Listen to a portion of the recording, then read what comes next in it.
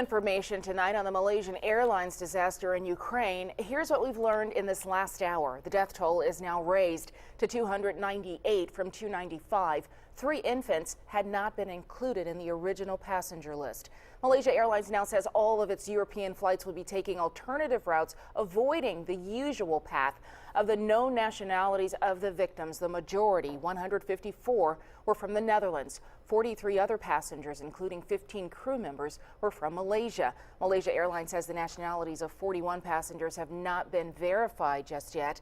However, Australian Foreign Affairs Minister Julie Bishop says at least 27 Australians were on board, headed to an AIDS conference in Melbourne.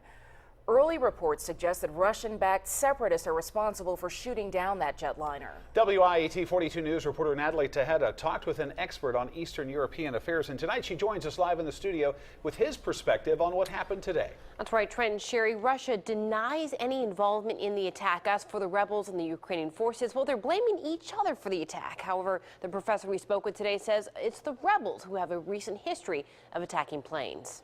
They have shot down low-flying craft before, but over the past few weeks, they've kind of escalated kind of how high up they've shot down things.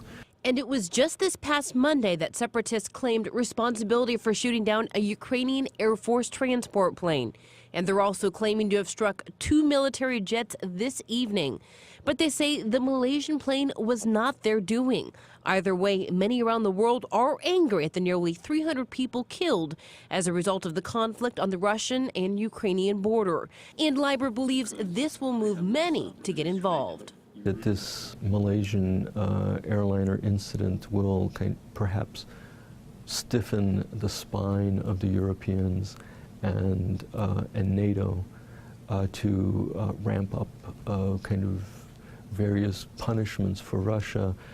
Under no circumstances is anyone discussing the possibility of going to war. And as we said at the beginning, Russia is not implicated in the attack at this time, but Liber believes evidence will eventually link Russia to that attack. Trent, Sherry. Okay, Natalie, thank you. For the very latest on Malaysia Airlines Flight 17, tune in to Wake Up Alabama beginning at 4:30.